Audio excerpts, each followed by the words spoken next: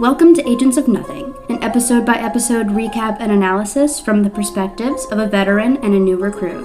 And now, a quick word from our sponsors.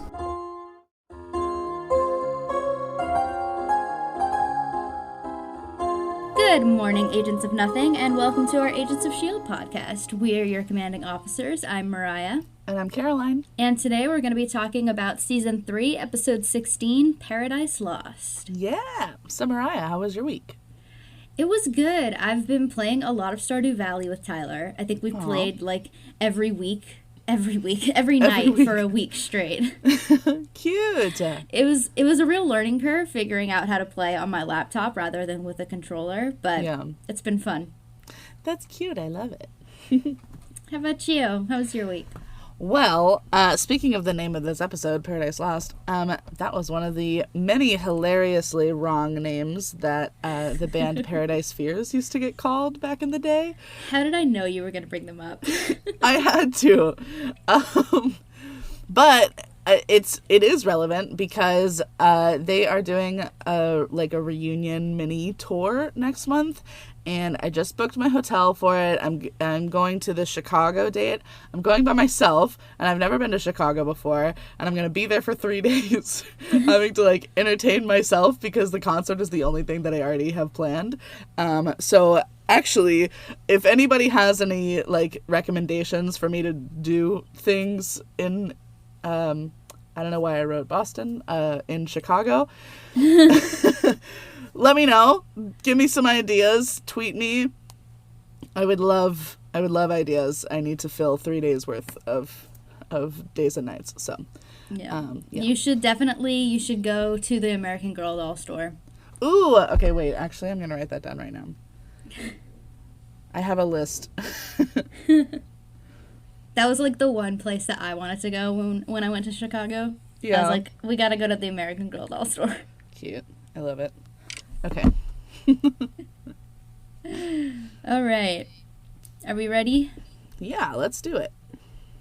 All right, so this episode was written by George Kitson and Charla Oliver and directed by Wendy Stanzler.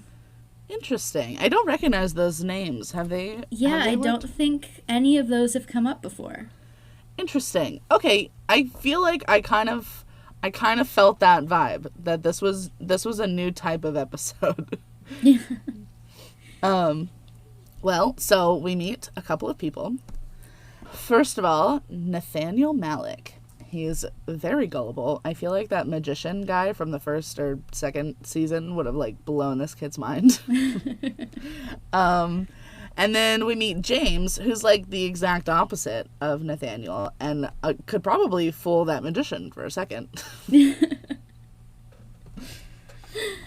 Okay, so we start off in 1970 at Gideon Malick's father's funeral. So the opening exterior scene was filmed at 380 South San Rafael Avenue in Pasadena, California. This was the same exterior shot used as Wayne Manor in Batman 1966. Wow.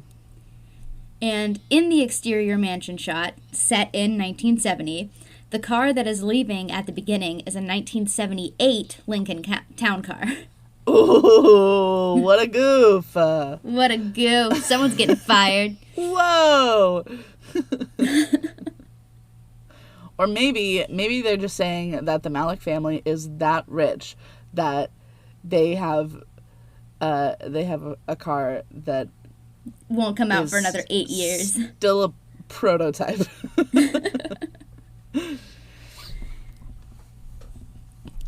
So Malick promises some guy that he will continue his father's work. Are we supposed to know who that guy was, by the way? No, I think he's just a member of Hydra. Okay, just a guy. He's literally just a guy. Run him over with your... Why did I say... That's the long way of saying that. In case you didn't know. Run him over with your car and hit him with your car are similar sentences.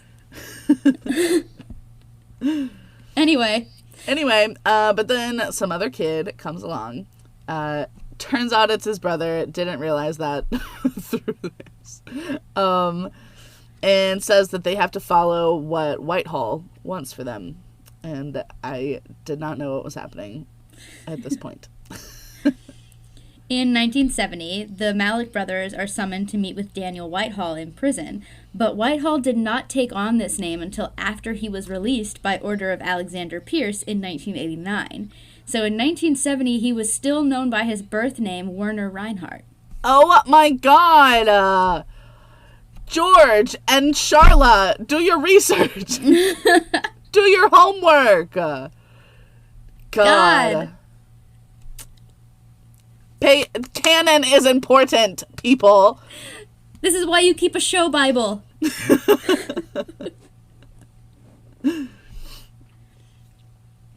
So flash forward to today. Malick has arrived back to his home and meets up with his daughter. Stephanie is fucking swooning over Hive's, like, Ward face. She's like, I can't believe you didn't tell me he was so hot. And Malick is surprised to learn that Hive is there at their home and has already asked for the inner circle to gather immediately. He says it's time to reveal his true self.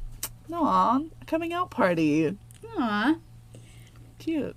So Bethany Joy Lenz was briefly introduced as Stephanie Malick in Parting Shot ahead of her larger role in this episode, on which Tancharoen explained, "We definitely wanted to explore what it's like to be a family that grew up in the religion of Hydra, if you will. How that is the backbone of their beliefs and their bond. It's a very interesting dynamic, this father and daughter relationship in that world of Hydra." Yeah, it was interesting. Being able to, like, relate to some of, like, their relationship in, like, in that religious aspect, and then also not relating to it anymore because I'm not religious. Yeah. It was an interesting dichotomy there. For sure. So May finds Coulson clenching his fist. I didn't mean to write that in all caps, but I left it. So I had to deliver it that way. Enunciate, yes. And he is angrily staring at the still frame of Ward from that security video. May says he must not have killed him hard enough. That killed me. I died. I'm dead now. But it's okay because it just means that May might get a turn to kill him too. So after the previous episode, executive producers Jed Whedon and Marissa Tancharoen discussed how the title characters would be affected by the reveal that Hive was walking around in the body of Grant Ward. Going into this episode, with Whedon saying, "This is going to be the most shocking for Coulson because he did something dark but for a good reason, and now he knows he didn't achieve much. Maybe he even did something or created something worse with that act. I think that Coulson's real feelings about Ward will come to the surface. For everybody else, obviously it's going to be a very large threat." Tancharoen added, "Up until this point, Coulson has been coping with what he did to Ward back on Mabeth by just pushing forward, not really thinking about it. Now, basically Ward's face filled the screen in his office and he literally came face to face with the person that he killed. And he's no longer a person, so what is he is still a question. We've been alluding to the fact that he's the ultimate symbol of evil, so that's not good." Surely not. So that's not good. That is not good. You are so right, Marissa.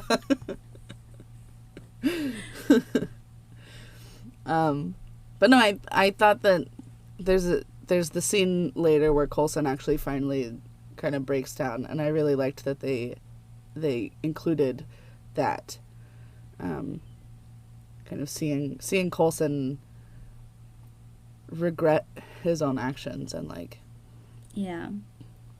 Yeah. When May came to him and she said, you don't have a lot of kills like that under your belt. And he said, I've had my fair share. And she said, not that you enjoyed. Yeah. My God. They really know how to, like, just get right to the heart of things with each other. Yeah. So, Fitzsimmons and Daisy are studying the remains of one of Hive's victims.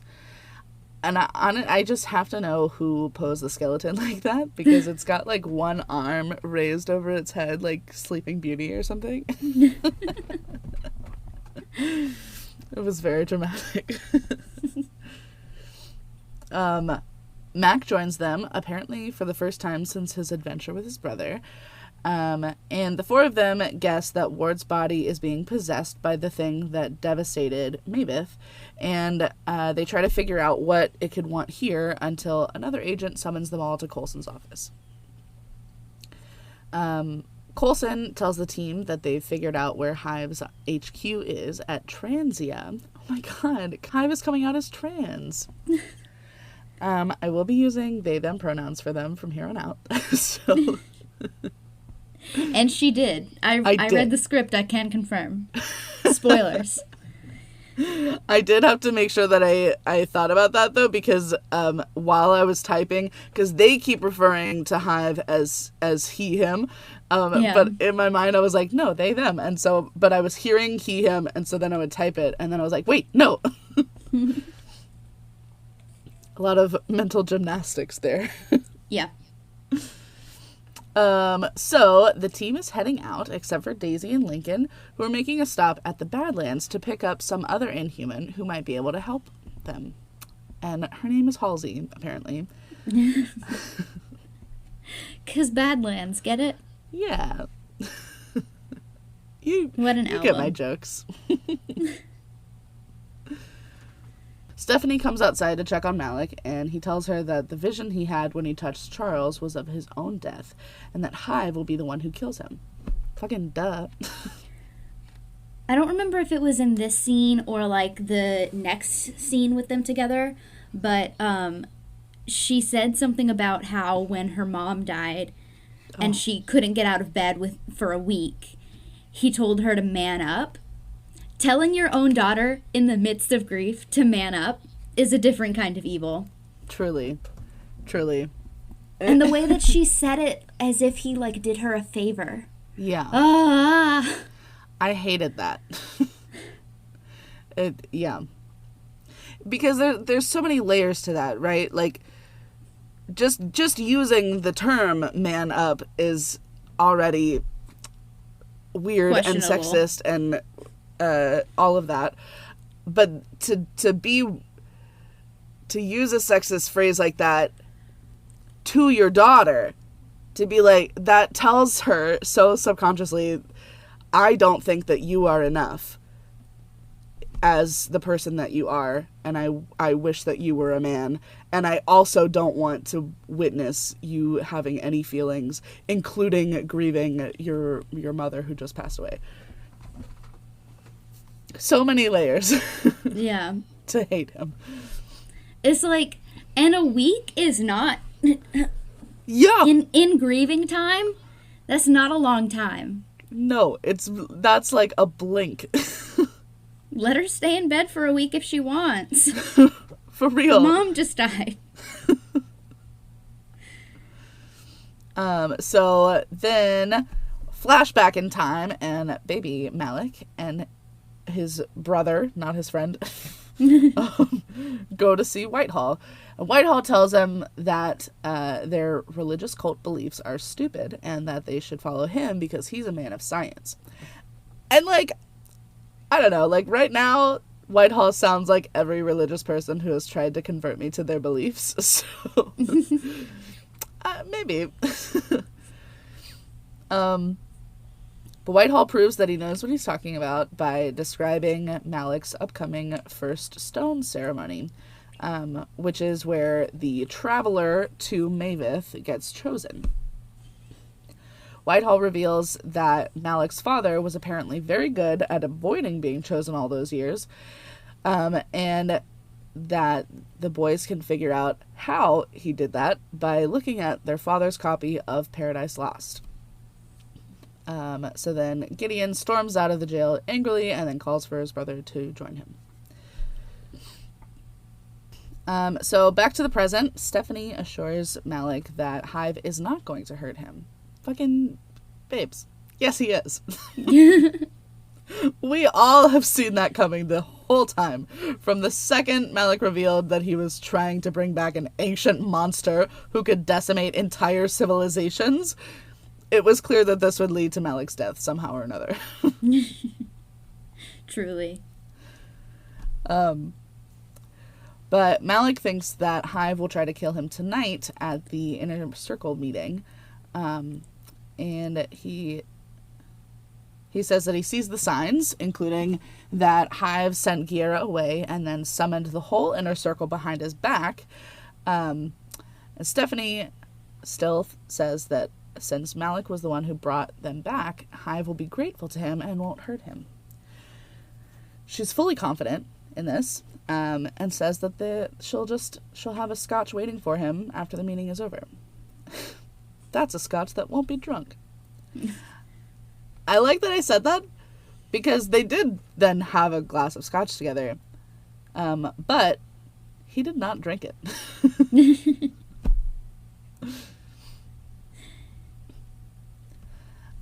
So Lincoln tells Daisy about the guy that they're looking for on the way. His name is James, and he was a demolitions expert and a potential inhuman at Afterlife, but he was never given powers, and he's real bitter about it. Which, like, I mean, I guess if he's off the grid, he hasn't really heard about the inhuman outbreak. Yeah.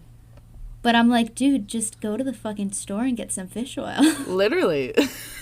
You already know. Yeah, for real. It's interesting. Yeah. From that whole scene, I was like, damn, he's really behind the times. But unfortunately, he was caught stealing from Jiaying's office and was banished from the Afterlife. But not before he ranted to everyone that would listen about the second coming of an ancient inhuman who would come back to kill them all. That sounds familiar. But since he's so bitter about not getting powers too, there is a 50-50 shot that he'll actually be helpful. So Fitzsimmons show Coulson what they found with Hive's victim. And apparently there is some kind of microscopic organism that devours living flesh.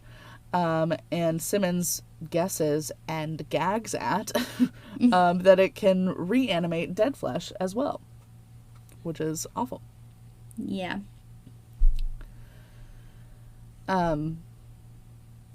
Malik finds Hive hanging out near the pond on their property, and Hive compliments Stephanie. They say that she is a true believer and that she'll play a key role in their plan. Malik tries to ask Hive if they still have the memories of all their previous hosts, but Hive says that all will be made clear tonight at the meeting. And also, they got a little attitude about it, so seemed unnecessary. I'd be curious about it too. Yeah, I'd want to know. They have a very interesting life experience at this point. Yeah. They have the life experience of thousands of people at the same time. How can you I can't even remember my own experiences. I know. I'm supposed to have the memories of thousands of people across centuries? That's crazy. I would forget. I would absolutely forget. The rest of S.H.I.E.L.D. passes out Fitz's new guns that are specially designed to try and keep Guerra from being able to use them. And then did they even use them? I don't know. I don't think so. They had a whole scene there about it, and I don't think they used them. Maybe it'll come up later. I don't know. Maybe. So Lincoln and Daisy arrive at James's secluded fucking compound, and he warns them not to take another step right as Daisy puts her foot down on a landmine. Fuck! James is under the impression that they are on orders from Jiaying to come find him. And I love that neither of them said anything about that. Yeah. They weren't like, she's dead, or like they No, waited that's not so why long. we're here. They waited so long to say that. But Daisy uses her powers to hold the trigger down until she can get off and far enough back to let the mine blow. And then she blows up all the rest of them, and Lincoln sends James flying. So a Wilhelm scream can be heard when Lincoln zaps James. What's that? It's like, you know, how do I describe it? It's the basic sound effect for when someone screams. It's like the ah. Oh. You can That was good. you guys can Google Wilhelm scream, and I'm sure it'll come up on YouTube. Actually, I do want to look it up right now.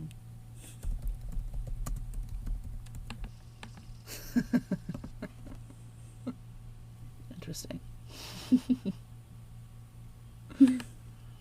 Anyway, so baby Gideon finds his brother.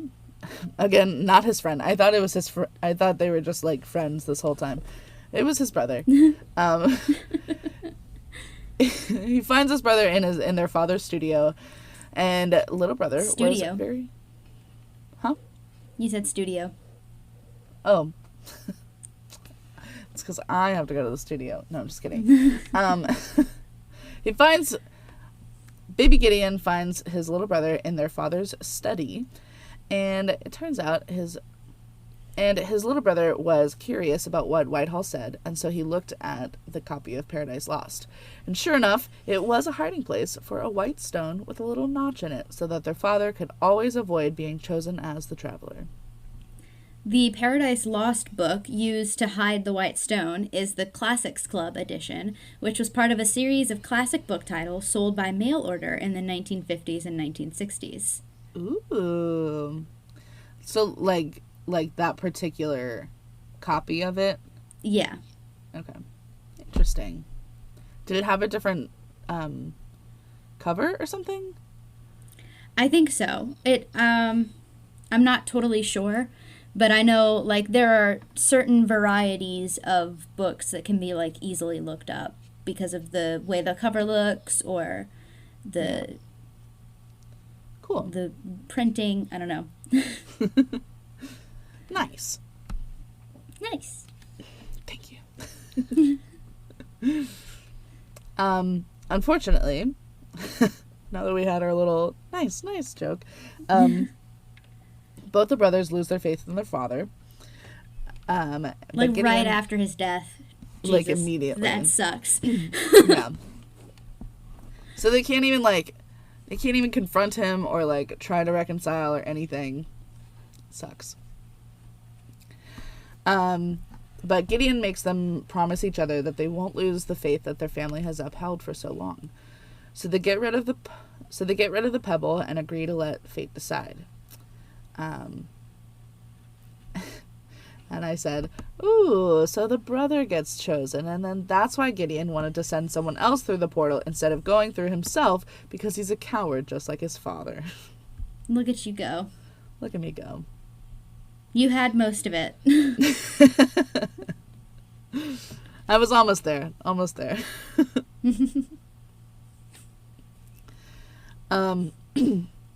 So the inner circle has arrived, and Stephanie tells Malik to man up again. Well, it's This so family. that internalized misogyny that she's like, oh, I'm giving my father the same advice that he gave me, and it's such good advice, and it's I'm just the man tough, up. hot, cool girl. Stephanie, if only you had more time to learn. I can change her. I can fix her. Wait, and then I literally talk about that later. Anyway. So she tells Malik to man up and get this shit started. So he begins to introduce Hive, who of course interrupts and introduces themselves. And fucking the tentacle hair. Why? That was disgusting. I hated it. I'm like within the joke that in my headcanon this is Hive's coming out party. Like, yes, be your true self. Be who you be are. Your authentic for self. Your pride. But the tentacle hair, I can't do it.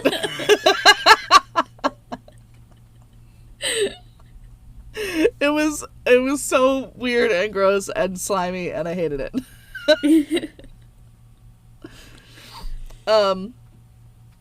So Coulson and the team have arrived at the Transia agrochemical place and find that most everything is either gone or destroyed. And in Mac's words, there's nothing sinister about that.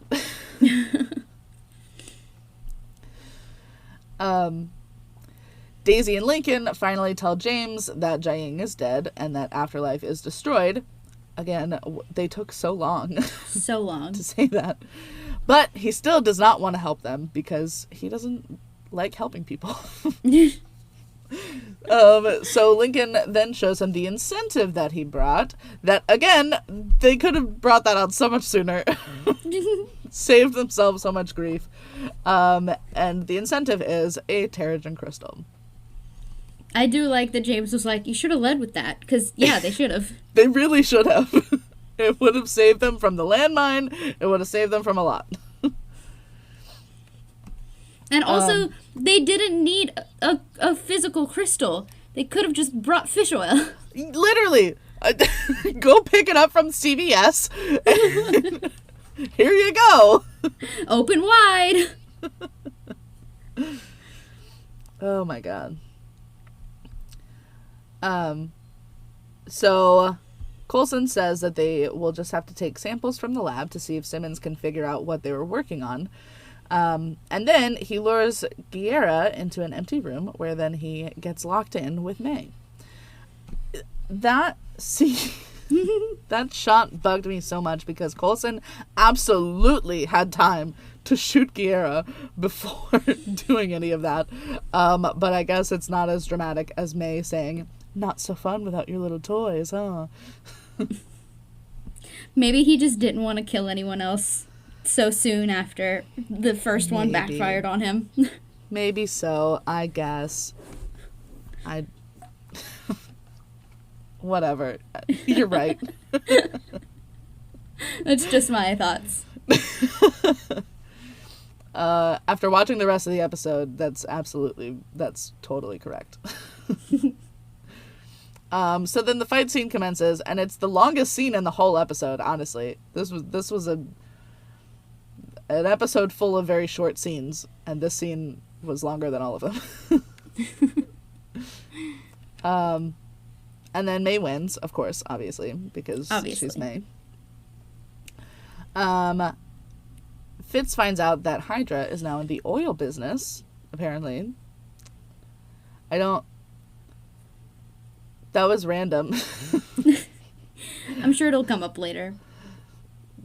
Now that you say that, I'm sure it will. I don't remember. Oh, you know what? It was... Because Coulson was like, man, they sure are just doing the bad guy trope thing. Or something like that. Yeah. Anyway, and Guerra is captured in the containment pod. So the Dutch town of, and I'm going to try not to butcher this, I don't remember how they pronounced it. The Dutch town of Schoonebik really is home to the largest onshore oil field in Europe. I almost said offshore because I live in South Louisiana and every other person works offshore. Anyway, it's really home to the largest onshore oil field in Europe, but the name on the Shield computer screen is misspelled as Schoonbeek, which is a completely different town in Belgium. What? However, Fitz seems to be talking about the right town as he pronounces the extra E in the middle of Schoonbeek. Whoa. Literally 1 letter difference. Yeah. Man. Remind me to be real careful if I ever try to go somewhere in Belgium. I might end up on a different side of the country. Pay attention to spelling. So James then pulls out this big fucking metal or stone ball that Daisy recognizes as Cree. And then James is like, looks like you're the muscles and the brains. And he is just the haircut. Yes, he is. Yes, he is. I love his haircut. It's so much better than the tentacle hair. So then James tells them about Alveus. And honestly, I did not retain much else that he said. Is Hive's real name Alveus? Alveus? Or I don't know. Genuinely, I don't. Something about Alveus. Yeah. So then Lincoln goes against their deal. Oh my god. He takes the Kree ball and the crystal away from James, saying that Jiaying was right, that not everyone deserves powers. This is the right choice. Yeah, no, for sure. But I do think it's funny because that the not everyone deserves powers reminds me of like the internet joke of like not all people deserve rights or something like that. Yeah. Whenever somebody does something that you don't like. James sarcastically asks if Lincoln does, since now he might, quote, actually kill someone. He tells Daisy that Lincoln almost killed his last girlfriend as they run out the door and leave him to scream to himself. Scream for himself. How do you do that? For ice cream. Give me an example of screaming for yourself. Ice cream for ice cream. Anyway. So Malik joins Stephanie for that drink that they promised each other. And Stephanie shows Malik the gift that Hive gave her. A copy of Paradise Lost. So petty. So petty. Malik's face falls. And Stephanie asks if he's still questioning Hive. He says no. And I mean, like, no, like, he's not questioning anymore. He's certain that Hive is going to kill him now.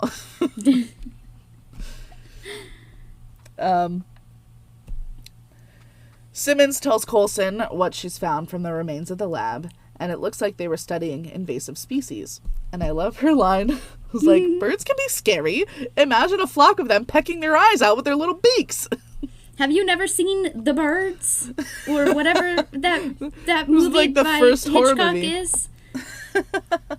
It was Hitchcock, right? If I'm like totally wrong on both counts of the name of the movie and the director. It is called The Birds. Okay.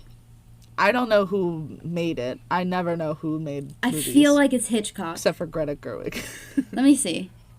Hold up. The Birds. Yes, I was right. Yeah.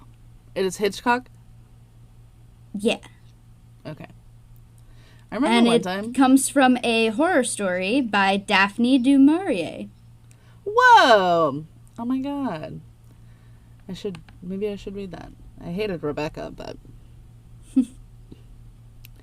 I remember one time early on in David and I's relationship, we were asking like, what's your favorite this? What's your favorite that? And he was like, who are your favorite directors? And I was like, what do you mean? And he was like, like top 5. And I was like, I couldn't name 5. I don't know 5. Greta Gerwig. Spielberg. Who's the other one? Is that one? Well, yeah, Spielberg definitely is one, but where's the other one? The other female Sofia director? Coppola. Coppola? Yeah. I wouldn't have known that one. I think she did The Virgin Suicides, or maybe that was her dad. I know that there are 2 Coppola directors. I don't know that movie. So, that's another thing. I only know it by name. I haven't seen so many movies. Oh, me too. Same. And I'm genuinely just not interested. Thank you, Yeah. though. It's I don't need to see all the classics. I'm good. I'm not, even if I did watch them, I would not remember them anyway. Anyway, okay, back. We got sidetracked. About birds. We started by talking about birds. Whew. Okay. Okay, so it looks like Hydra was studying invasive species and attempting to genetically modify plants and animals to resist those invasive species. And she says that Hive either wanted this work destroyed to cover their tracks or because they are afraid of it. Because Hive is an invasive species. Yeah. Simmons also has a theory that the organisms that ate Hive's victims didn't just come from them, that they are Hive. Wait, hang on, let me say that again. Simmons also has a theory that the organisms that ate their victims didn't just come from Hive, they are Hive. Coulson says they're a parasite that retains the memories of the bodies that they take over. Which is disgusting. Horrifying. Awful. As Coulson leaves the lab, he takes a moment to let the flashback of killing Ward overtake him. Poor Coulson. Yeah. That was a really good moment there, I feel like. Yeah. For sure. Fitz catches him and tries to remind him that he did what he had to do. That Ward deserved exactly what he got. But Coulson doesn't accept that. He says that by killing Ward, he still let Ward win by changing Coulson into the kind of person that he never wanted to be. He says, I knew it would come back to haunt me. I just didn't think it would actually come back to haunt me. That's fair. True. This is unheard of.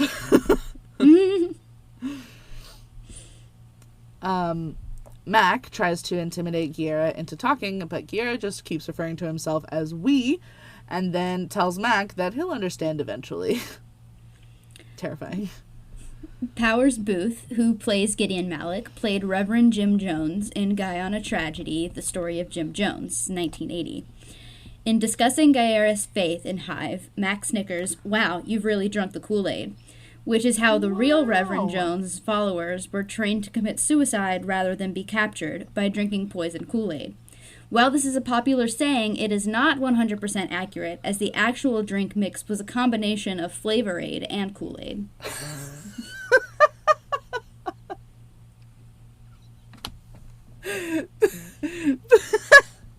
That's so funny to even bring up. It's not 100% accurate. It was only partially Kool-Aid. Like the weirdest devil's advocate ever. It was just Kool-Aid and knockoff Kool-Aid. When I want someone to say that about me, like being a Swiftie, like, oh, you're really drinking the Kool-Aid, so I can be, actually, it was half Flavor Aid.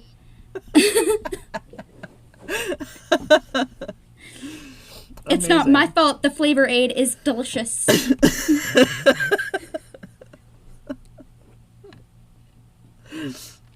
The grape Flavor Aid is so much better than the grape Kool-Aid, actually. It really covers up the taste of the poison. God. I did not know that Powers Booth played Jim Jones, though. That makes that line very funny. Yeah. Or, well, not funny, but like, hey. A nice little nod. You did that.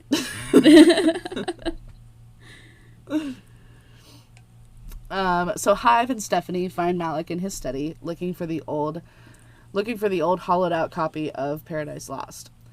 Hive reveals to Stephanie that Malik kept his father's stone this whole time. He never threw it in the pond. Ooh. Hive speaks as Gideon's brother, whose name was Nathaniel, apparently, and says that Gideon has always been a coward like their father and needs to learn the true meaning of sacrifice. God, Brett Dalton is such a good actor. Truly. He's just absolutely chilling. Yeah. And, like, he's not screaming. He's not, like, he's just quiet and calm and, like, he's not even saying anything unsettling. Really, like, overtly threatening. It just, oh my God. It's just, like, hovering in the air. Yeah. Ugh. Great job, Brett. Hate it, but great job. You're really good at playing villains. You should keep doing that. But Hive says that they still need a Malik on their side. So then Hive kisses Stephanie, and then she starts, like, disintegrating. And, bro, that's your niece. I don't... There's so many things happening. On Stephanie kissing Hive moments before her death, Whedon said, "Is it creepy that she's basically kissing her uncle? Yes. But she's caught up. This is the most powerful thing that she's been taught to worship her whole life that's paying attention to her. If she took a step back, maybe she would think a little harder about it. But in the moment, she's just enthralled." Wait a minute. Hang on. I wasn't freaked out about her kissing him. I was freaked out about him kissing her. Like, did she only just... I'm pretty sure she just found out that that's... Or if she even put it together, that that's Nathaniel in there. But he is, like, speaking as though... Or he is Nathaniel. Yeah. That's where the weird part is. I'm not blaming her at all. We need to talk for a second. I support women's rights and women's wrongs. Anyway, continue. So Hydra would select which among them would be sacrificed to Hive in a lot drawing ceremony. Those who drew a black rock were safe, but the one who drew a white rock would be sacrificed. While most of Hydra's inner circle wears black suits and dresses in this episode, Stephanie Malik wears a white sweater, foreshadowing her demise at Hive's hands. Oh my God! I didn't even notice! Whoa! That's crazy! Right? Wow. Costume department. Hell yeah. Yeah. I got that one. I need to start looking on the actual, like, MCU Marvel wiki type thing, because usually, like, when I've looked before, it just had the same fun facts as, like, Wikipedia did, but this one wasn't on Wikipedia or on IMDb, so I need to start looking there more often. Yeah, hell yeah. That was so cool. So Daisy and Lincoln arrive back to the Quinjet, and Daisy is demanding that Lincoln start telling her about his past, or that they're gonna have to break up. Lincoln opens up about his life before he found Afterlife, when he had a drinking problem and a temper problem, and he tells her about how his girlfriend at the time was trying to help him be better, and that they fought about that a lot. One night, he got so worked up during their fight that he got in the car drunk and nearly killed her in the inevitable crash. This is when Gordon found him and brought him to Afterlife, and he finally started to have hope that he could fill that void that he felt in his life. We don't find out what happened to his ex-girlfriend, though. I assume she's fine. I hope she's living a good life. Yeah. Can you imagine, though? Like, you're in an abusive relationship, you get in the car with them drunk, and then they fucking wrap the car around a tree. You almost die. And he just, like, fucking disappears.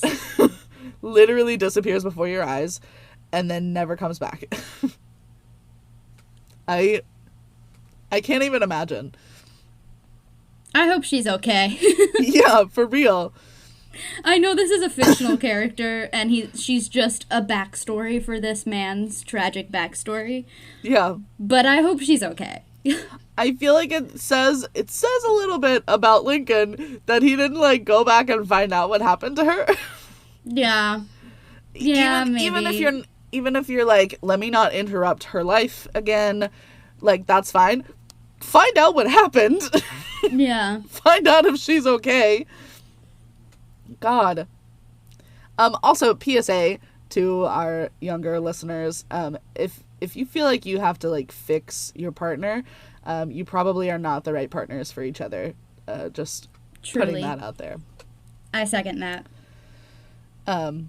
Except for you fixing Stephanie, but that's fine. But that's different because I can fix her. Yeah.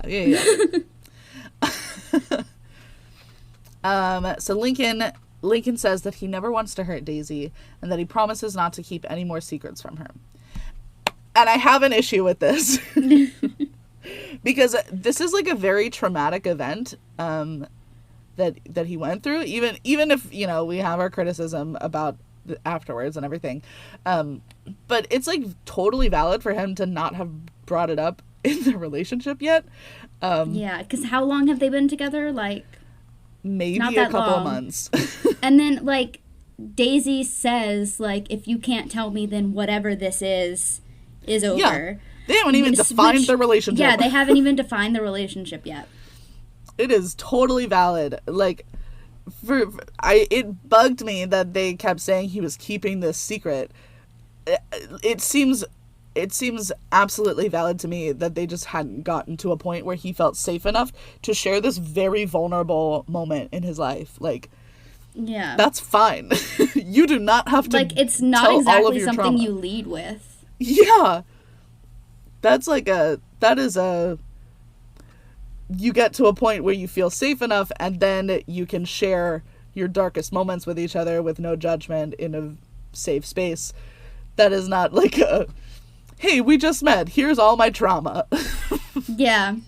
Hey, we just met. I want you to be my girlfriend. Also, I almost killed my last girlfriend. Can you imagine if he did lead with that? God. But anyway, within the context of the show, it's fine, I guess, because then Daisy feels compelled to share her own secret, that she saw the future again and that someone on their team is going to die. Yikes. That is a secret that maybe she could have shared with the group. Yeah. That's a different kind of secret. That involves somebody else. Share else. with the team. But, okay, whatever. Daisy, do you have anything that you would like to share with the class? Literally. So then back at S.H.I.E.L.D., Guerra is trying to break open the doors to his containment pod. And I don't know, every time that I write the word pod, it corrects to pods. Or maybe I'm just typing pods. I don't know. Tide Pods. Tide Pods. Anyway, he manages to get through the doors and then through everyone who gets in his way until he takes control of the plane and lands them in the agrochemical facility. May manages to call Daisy for help before Guerra cuts the phone line. And then Daisy and Lincoln decide to call in Daisy's secret warrior team. Ba, ba, ba, ba, ba, ba, ba. Ba, ba, ba, ba. I think that's Captain America. I'm pretty sure that's Indiana Jones. Oh.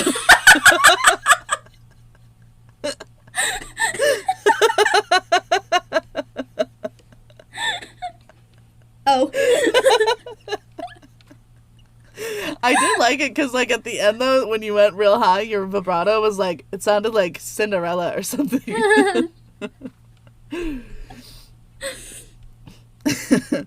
Anyway. And now it's time for the post-content content!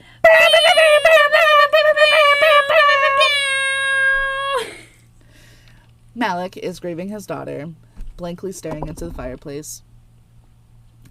Hive informs him that Guerra has captured a S.H.I.E.L.D. plane with several prisoners, and Malik does not react to this news, obviously. I'm surprised he can even hear anything going on around him in his grief. Hive tells him that now that the scales are balanced, Malik has nothing to fear from them. And then they put a hand on Malik's shoulder and say, together until the end. Oh my God. Again, so chilling. So it's Truly. such a, like, small thing, and yet it gives me chills. Oh, Malik is like that meme. You know the one that's like, I didn't think leopards would eat my face, said the person who voted for the leopards eating faces party. He is that. He is that in every aspect of his life, honestly. Yeah, he's like, I didn't think that hive would kill me, says the person who released a killing machine onto the earth. I didn't think I was part of the civilization that he was created to decimate. God. Overall thoughts? So, okay, I'm gonna write what I wrote and then what I added later. Okay. So, maybe it's because I'm in a bad mood because I haven't been at a comfortable temperature in days because of the AC at home and work struggling. But the pacing of this episode is annoying me. Every scene feels like it's getting interrupted by the next scene. And then, like, it turned out good, and I was just cranky. But also it was like that sensation when, like, days go by slow but weeks go by fast. That's how this episode felt to me. I feel that.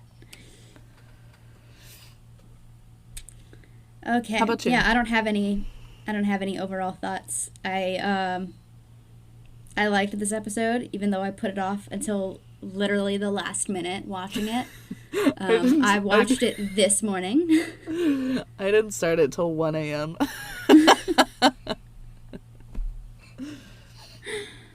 Yeah.